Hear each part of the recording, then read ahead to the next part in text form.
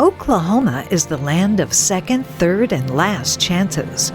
Who were the people that made it so? The Red River Institute, JohnJDwyer.com, me, Gwen Falconer Lippert, and our signature sponsor, Atwoods, present Oklahoma Gold. Together with award-winning author and historian John J. Dwyer, we'll stitch the golden threads of Oklahoma history. Here now on Oklahoma Gold.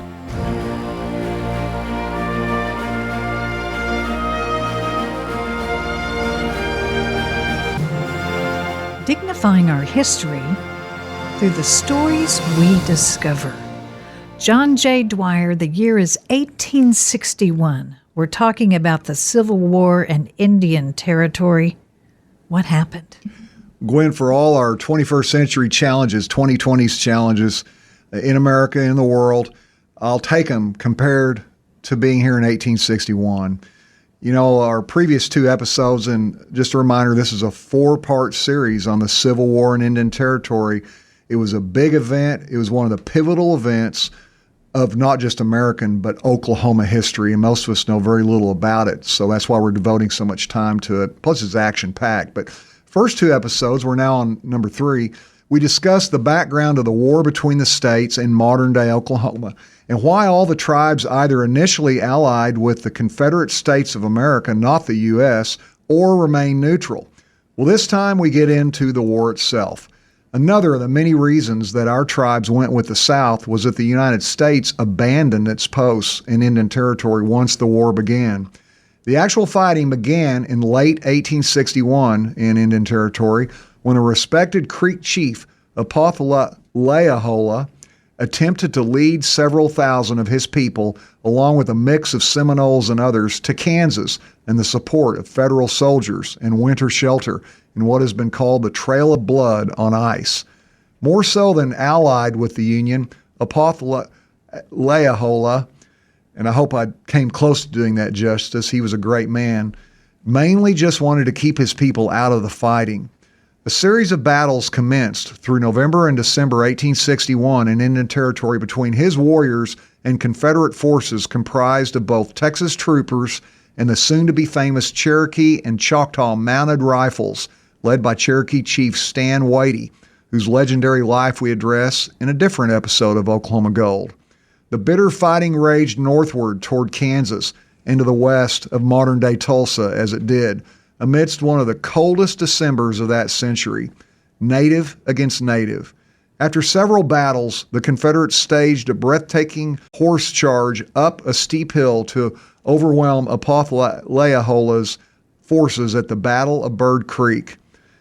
Thus, the Confederate natives and their white fellow soldiers held the field in Indian Territory during the winter of 1861 and 1862. But then the United States sent thousands of regular troops from states all across the Midwest and North to wrest Indian Territory away from the Confederates. Leading them was a determined citizen soldier and dentist, General James Blunt. He was also an ingenious soldier and had been in the military earlier in his career. In one important campaign, this general changed clothes, headed out across country posing as a lost Confederate soldier, and came to a remote farmhouse. There, General Blunt, in Confederate disguise, asked the woman who answered the door if she knew where the Southern Army was he was trying to get back to his buddies. After she told him, General Blunt went back to his Union forces and mapped out a winning battle strategy based on that key intelligence he himself had risked his life to secure. And we should ask ourselves, and I know the answer if I'd asked myself years ago, did I ever hear of General James Blunt? No, but I should have, and we all have now. Well, the Union strategy was to win Missouri and Arkansas from the South, then launch its campaign into modern-day Oklahoma from there, subjugate the tribes, and rumble south into Texas, then use that position as an anchor from which to turn east and force the armies of the South into a vice between themselves and the huge Union armies in the east who would move west. Oklahoma Indians fought throughout the West, including Texas, Arkansas, and Missouri. One of their most famous engagements in early 1862 was the Battle of Pea Ridge, or Elkhorn Tavern. That federal victory actually secured Arkansas for the Union. However, it was the day that the battlefield legend of Stan Wadey was born. His Cherokee-mounted rifles galloped headlong into roaring Yankee cannon fire, captured the guns, and turned them on their fleeing enemy. Wilfred Knight, in Red Fox, his wonderful biography of Wadey, memorably described this iconic scene, and I quote now, "With Stan Wadey's troops dismounted and John Drew's men still in their saddles, the two Cherokee regiments swept forward along with part of the 9th Texas Cavalry, and the bearded, wild-eyed Texans matched strides through the brush with Wadey's warriors, brandishing shotguns, rifles, tomahawks, knives, and bows and arrows. The Indians charged with wild shrieks and war cries and hit the Federal cavalry regulars even before they had a chance to pull their flying artillery back," end quote.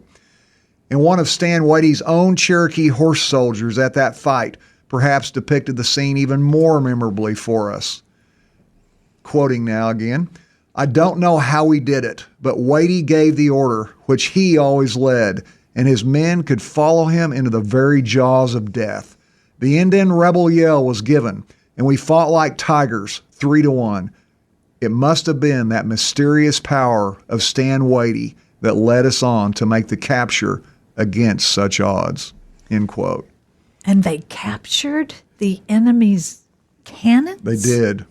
And it was on a day when their overall side was losing, but the Cherokees were winning their part of the field. Well, soon Stan Wadey held the exalted rank, unprecedented, of colonel as a native in the Confederate Army. But the war was turning against the majority of Oklahoma's native defenders. Like everywhere else, they were hugely outnumbered in terms of men, supplies, food, and especially heavy guns and artillery. General James Blunt's relentless federal campaign drove the Confederates back south through eastern Indian Territory. A key federal victory was the capture of Tahlequah, the capital then and now the Cherokee Nation. It gave principal Cherokee Chief John Ross an opportunity he quickly seized. That was to switch sides and join the northern armies. A significant number of Cherokee warriors went with him. Stan Wadey, though, along with Choctaw Colonel Tandy Walker, Seminole Colonel and Baptist pastor John Jumper, and the Confederates defiantly refused to give up. Led by Wadey, they shifted their efforts to a hit-and-run guerrilla warfare, making the most of their familiarity with the territory, their brilliant horsemanship, and their wholehearted devotion to defending their homes and land. They wreaked utter havoc with the larger Union forces who were lumbering south toward the Red River and Texas.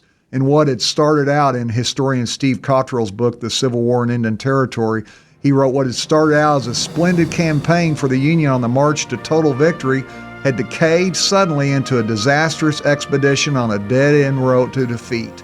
A mutinous Union army in Indian Territory, apparently cut off from its supply line and slowly becoming encircled by enemy forces. The Golden Nugget when we return. You're listening to Oklahoma Gold.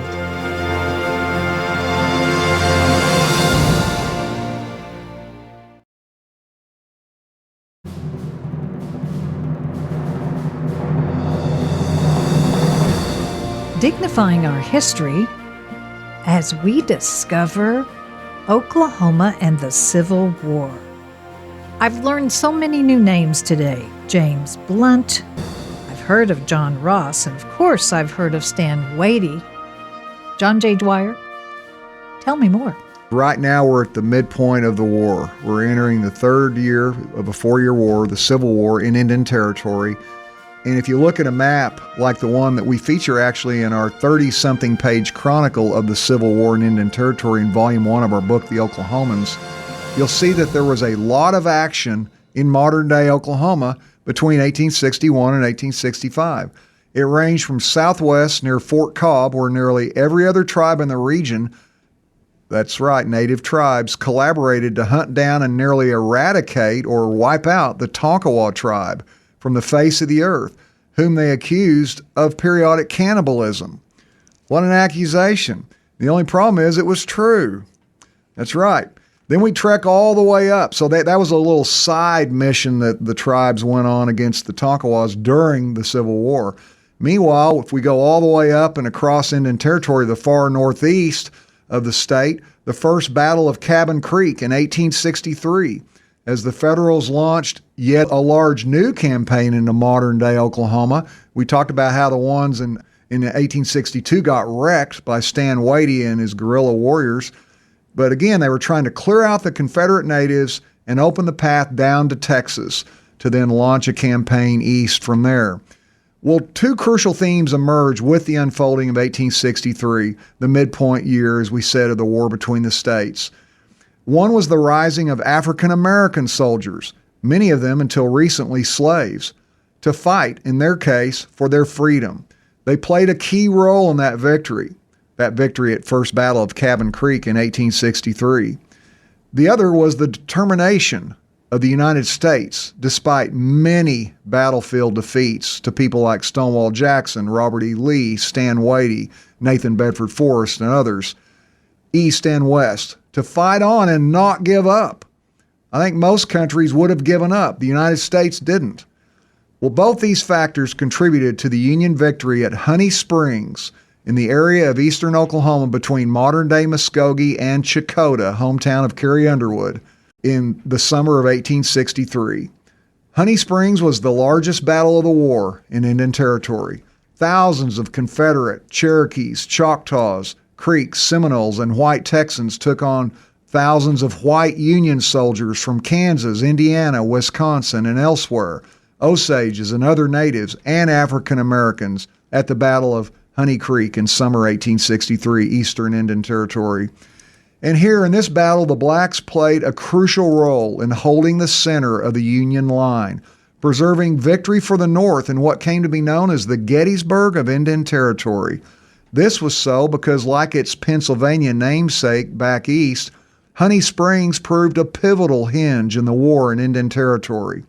Never again would the Confederate natives and their white Texas compadres have a real chance to clear the Federals out of the modern-day Oklahoma. But there were other crucial reasons that an interested student of Oklahoma history should know that contributed to the outcome of this important battle, Honey Springs. For one, the Yankees had far better weapons. Many of them possessed the powerful new multi-shot revolver pistols and repeating rifles with which they could fire over and over before reloading. Not only did the Confederates not have those, but many of them couldn't even fire their single-shot muskets because their cheap Mexican gunpowder was fouled by rain. In fact, fully 1/4 of the entire Confederate Army at Honey Springs had no operational weapons to fire. Thus, Honey Springs, in the bigger picture of the Civil War in Indian Territory, reminds us of a couple of key, often looked factors in war. One is the economic power of the opposing forces. Oklahoma's Confederate Indians did not have repeating rifles nor gunpowder that worked at Honey Springs because the United States was a far more powerful manufacturing nation, and it had the size and economic power to blockade the South from the sea and keep crucial material for war fighting out, as well as, sadly, food and medicine for women and children, by the way. If you remember Gone with the Wind, Clark Gable's dashing character, Rhett Butler, was revered by Southerners because he ran Union blockades with those precious provisions, not just for the Army, but for the civilian women, children, and seniors. One other huge factor was leadership. The Confederates fought, and I'm talking about why the Union won at Honey Springs, the Confederates fought the most important battle of modern-day Oklahoma in the Civil War without their A-team. That's right, Stan Wadey and his horse soldiers, the Cherokee Mounted Rifles, had been sent somewhere else that day. Well, today's golden nugget, Gwen, is that the next time we will explore the memorable events that happened in the final year and a half of the war in Indian Territory. Now that's Oklahoma Gold.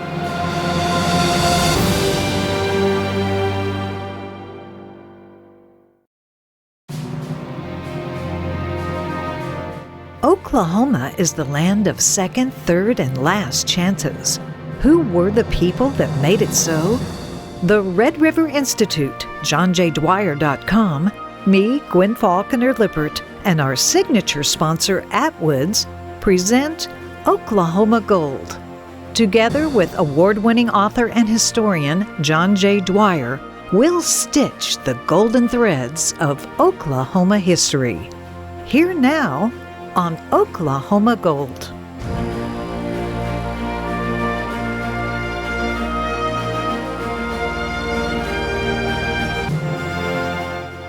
Dignifying our history by hearing the whole story. John J. Dwyer, we've been talking about the Civil War and Indian Territory. This is the fourth week.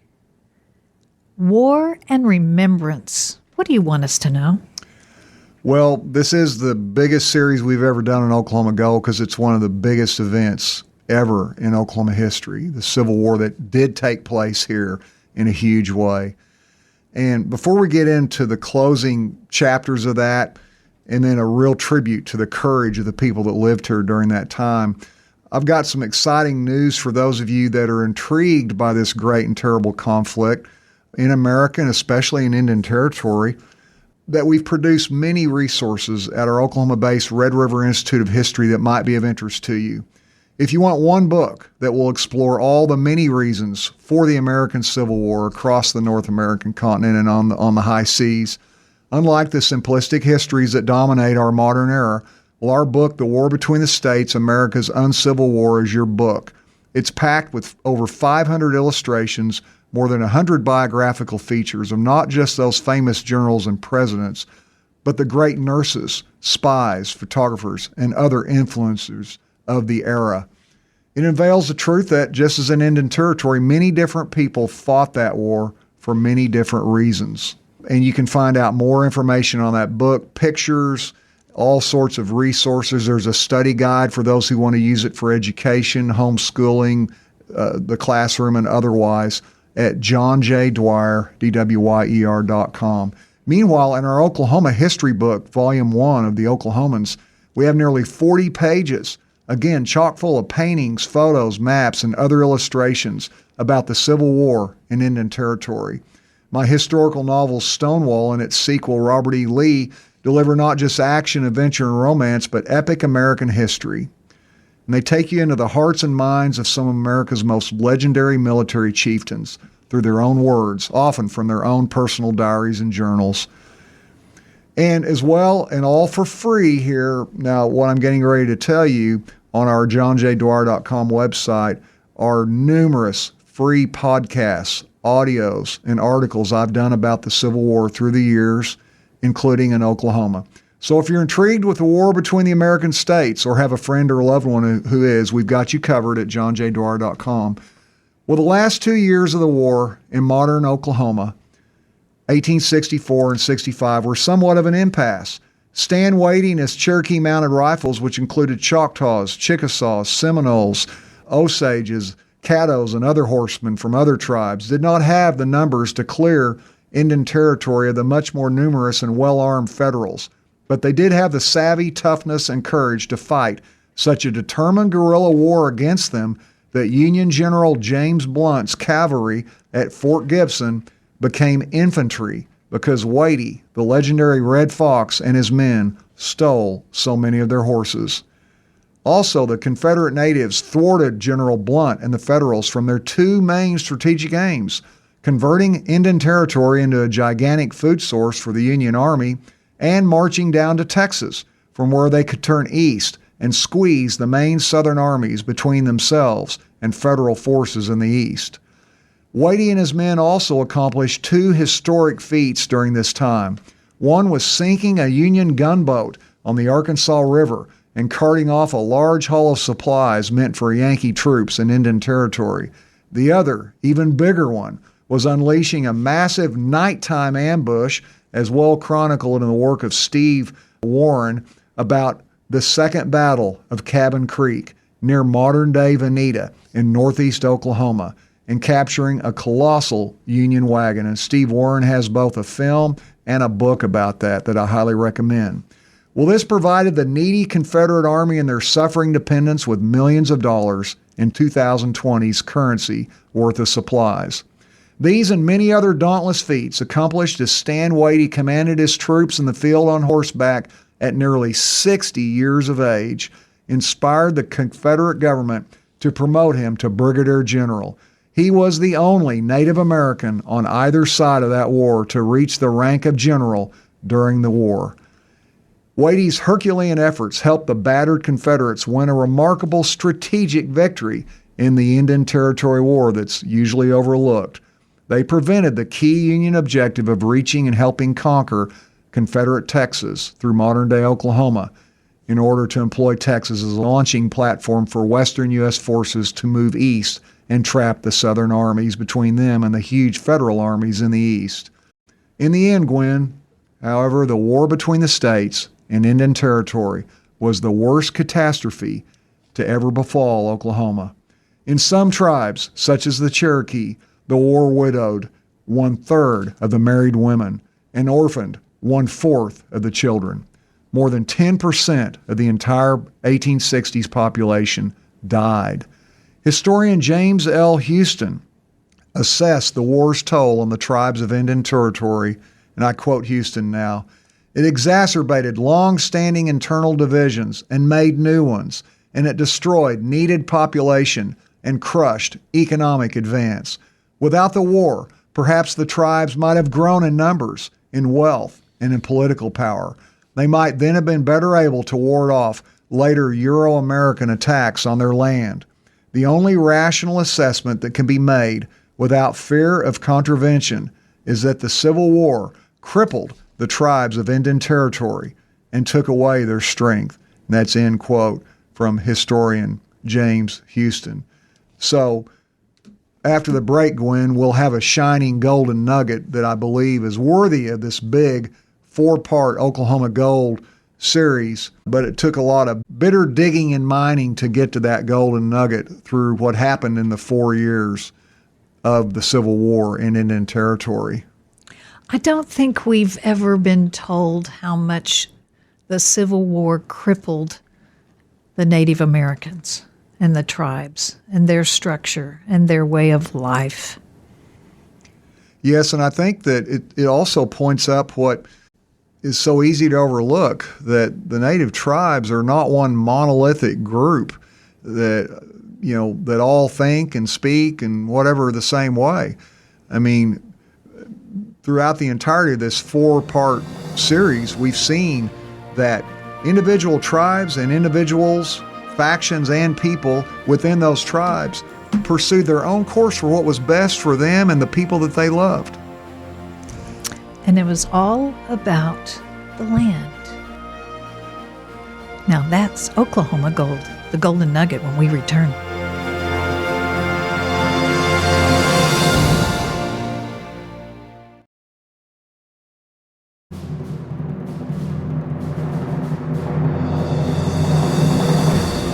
Dignifying our history through the stories we discover. So while we think Indian Territory was this peaceful, beautiful, tranquil place, it was always under strife, whether between the tribes or the North and the South, and everyone going for the land. What's the golden nugget, John J. Dwyer? Well, the good news, Gwen, is there is a very large golden nugget as we close out this 4-part series, The Civil War in Indian Territory. If you missed some of them, podcasts, please check them out at our website. They're all free, John J. Dwyer, DWYER.com. That golden nugget is the collective courage of the people who lived here. We must not forget them.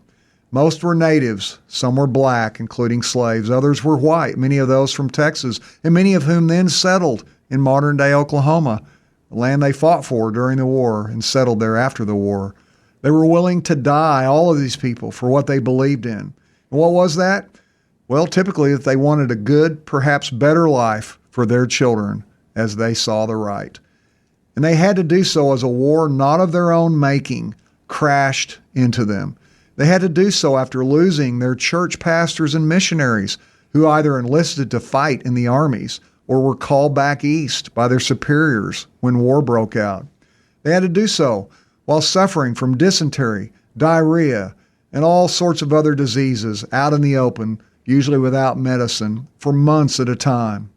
The women and children had to do so while freezing and sometimes starving, while refugeeing, the southern ones in the Red River Valley of North Texas, the northern ones, the Kansas winters, all of them after being burned out or run out of their homes, hearth and home. They had to do so as their children went years without education from the fine schools that the tribes had established before the war in Indian Territory. But through all this, they exhibited so very much courage and endurance. Stan Wade's amazing wife, Sarah, begged her husband to be kind to Union prisoners from their own Cherokee tribe.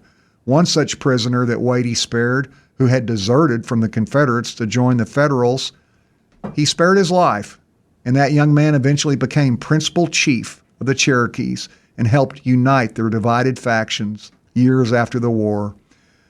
Well, the Choctaws finally capitulated on June 19th, 1865.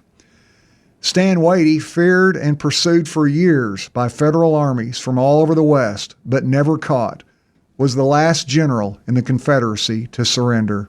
He did so at Dokesville in the Choctaw country of southeast Oklahoma, nearly 3 months after Robert E. Lee surrendered the Army of Northern Virginia at Appomattox Courthouse. He surrendered on behalf of the Confederate Cherokee, Seminole, and Creek, and the Osage Battalion.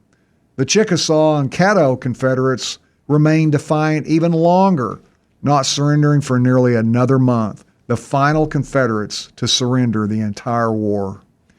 And I close with the golden nugget for this entire series, Gwen, one of the most memorable scenes of the Civil War in Indian Territory. It occurred when Confederate Colonel Chili McIntosh, one of the leaders of the Creek, whose own father had been killed back in Georgia by a different faction of Creeks over the issues of the Trail of Tears and Indian removal. But Chili McIntosh was helping lead the Creeks as a Confederate colonel, and he called the men of the 2nd Creek Regiment together. Battle-worn, their homes destroyed, most of them rent with dysentery and diarrhea and the afflictions of the field, friends killed, loved ones suffering as refugees in Texas. He called them together, sort of like in a large football huddle, like the Sooners or Cowboys, right before the Battle of Honey Springs, which they all knew, even before they lost, was going to be a terrible event, in which some of them, many of them indeed, would die. Speaking in the Creek language, Chili McIntosh summed up the essence of the long ago, mostly forgotten Oklahomans, most of them natives, who fought for a better life for their loved ones. And here's what he said. When you first saw the light, it was said of you, a man-child is born. You must prove today whether or not this saying of you was true. The sun that hangs over our heads has no death, no end of days.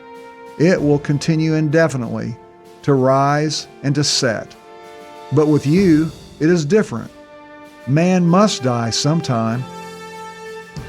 And since he must die, he can find no nobler death than that which overtakes him while fighting for his home, his fires, and his country. Confederate Creek Colonel Chili McIntosh to his men speaking in Creek before the Battle of Honey Springs. No wonder you have always said that Oklahoma is the land of first, second, and last chances. John J. Dwyer. That's Oklahoma Gold.